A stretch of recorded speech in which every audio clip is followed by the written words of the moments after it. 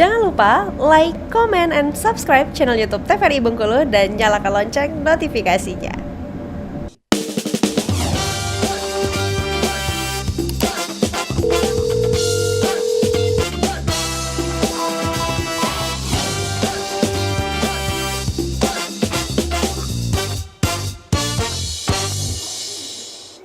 Ya pemirsa, Anda kembali menyaksikan Dokter Kito Bersamo Kito Sehat edisi hari ini yang membahas berkenaan dengan depresi.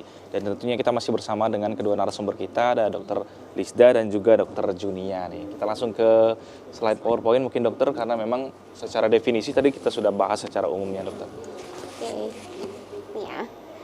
Oke, jadi batasan waktunya tadi kalau kita lanjutkan ya, masih berkaitan dengan alam perasaan, yaitu alam perasaan yang sifatnya down ya, sedih atau murung, yang mendalam dan menetap harus lebih dari sama dengan 2 minggu berturut-turut.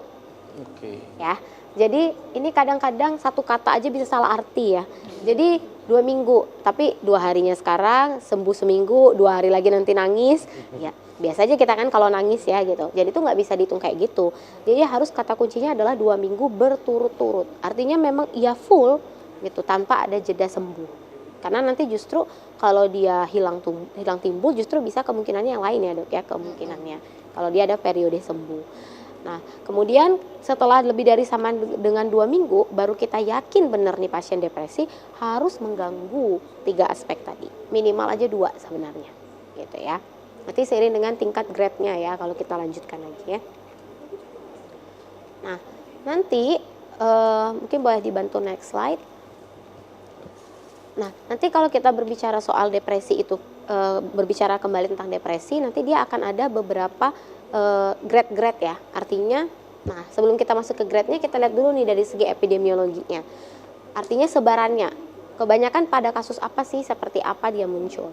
Yang pertama dari segi jenis kelamin. Oh ternyata bad news-nya ya, kita ya dok ya. Oh, bad news ini bukan good news ya dokter? Nah, bad news ya, untuk kami yang kaum hawa ya, kaum wanita, itu ternyata yang lebih banyak adalah yang perempuan. Memang lebih ringkih nih kayaknya dok. Iya, makanya mungkin itulah ya dasar kali ya quotes-quotes yang muncul katanya wanita pakai perasaan gitu. Mungkin dasarnya itu, mungkin ya. Gitu.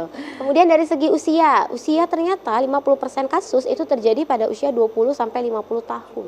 Stresernya lagi tinggi ya usia segitu. Dan sekarang memang kayaknya kelihatan bahwa yang paling banyak memang remaja-remaja atau dewasa muda ya. Jadi di usia 20 memang ya. Tapi yang ngaku-ngaku banyak yang anak-anak SMP, SMA sering dok ya. Iya justru di bawah itu ya yang sekarang ya. Tapi itu tadi kebanyakan kan mereka baru nangis 2 kali udah bilang kalau dia depresi. Nah, mungkin belum paham ya tentang batasan-batasan dengan definisinya itu seperti apa. Baru 2 kali nangis sudah bilang depresif. Padahal habisnya besok dia masih sekolah gitu ya. Masih oke, dandan masih oke gitu ya. Ya kan nggak bisa kita bilang itu terganggu ya 3 aspek tadi.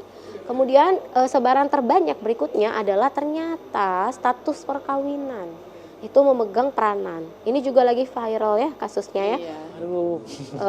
Divorce ya, perceraian gitu ya. Kalau sekarang mungkin yang lagi viral apa sih ya? KDRT misalnya gitu-gitu ya. Perselingkuhan. Itu semua adalah kasus-kasus yang terjadi dalam rumah tangga.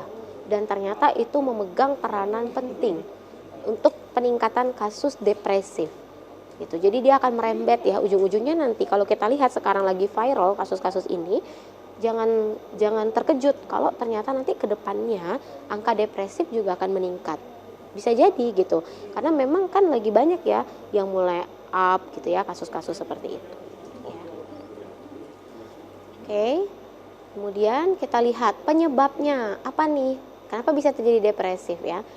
Mungkin kalau yang bagian secara ininya kita nggak lama-lama ya membahasnya ya kalau yang tadi ya. Sebentar. Yang masalah aktivitas dopamin berkurang, aktivitas serotonin berkurang, ini adalah suatu neurotransmitter yang ada di otak. Jadi ini batas nice to know aja untuk masyarakat yang menonton ya. Itu adalah sebuah neurotransmitter yang dilepaskan di otak, yang mana neurotransmitter ini akan mempengaruhi mood atau perasaan dari seorang individu itu. Jadi ketika kadarnya berkurang, maka moodnya juga akan turun. Gitu, ya. Nah, dua transmitter inilah yang berperan. Ya. Kemudian faktor yang ketiga, faktor genetik. Jadi memang ternyata pada kasus-kasus jiwa, faktor genetik itu memegang peranan yang cukup penting. Ya, jadi gini misalnya, Di riwayatnya, di first degree, artinya garis keturunan pertama, ayah ibunya, dia ada riwayat gangguan jiwa. Misalnya pun bukan depresif, tapi apakah mungkin berdampak pada anaknya yang tidak sama dengan orang tuanya? Jawabannya bisa. Jadi orang tuanya misalnya skizofren. Anaknya kebetulan dapatnya itu terdiagnosanya depresif, itu bisa.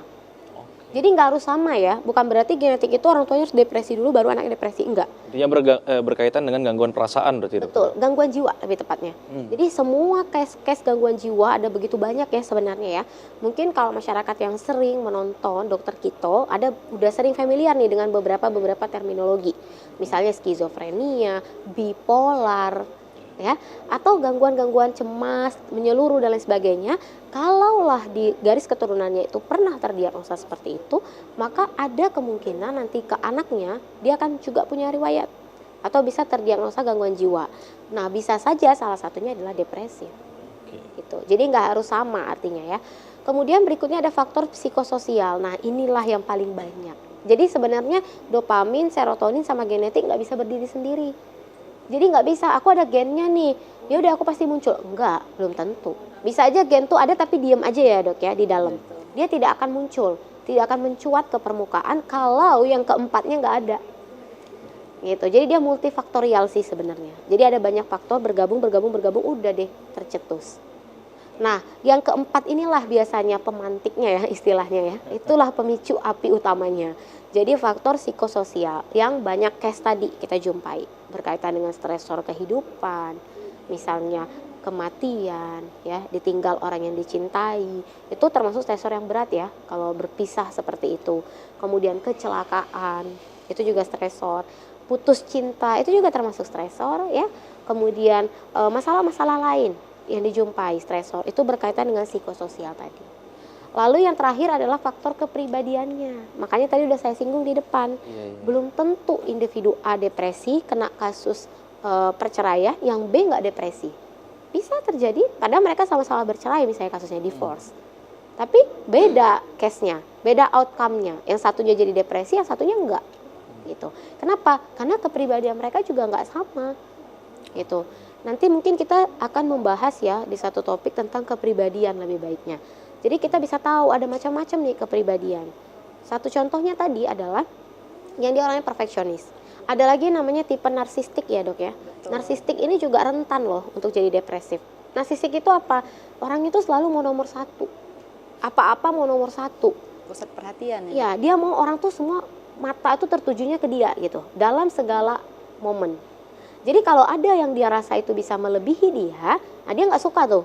Dia bahkan akan menjatuhkan itu, karena dia nggak boleh jadi nomor 2. Nah yang seperti ini, kalau bertemu dengan stresor kehidupan, ya, yang membuat dia mungkin harus mundur misalnya, nah ini kan dia bergejolak nih dalam dirinya. Nah ditambah lagi dengan yang tadi ya, mungkinlah regulasi dopaminnya terganggu, regulasi serotoninnya akhirnya terganggu, udah deh, dia rentan jadi depresif. Oke dokter, semakin menarik pembahasan kita akan lanjutkan di segmen berikutnya. Silakan duduk dulu dokter. Pemirsa jangan kemana-mana, tetap di Dokter Kito bersama kita sehat.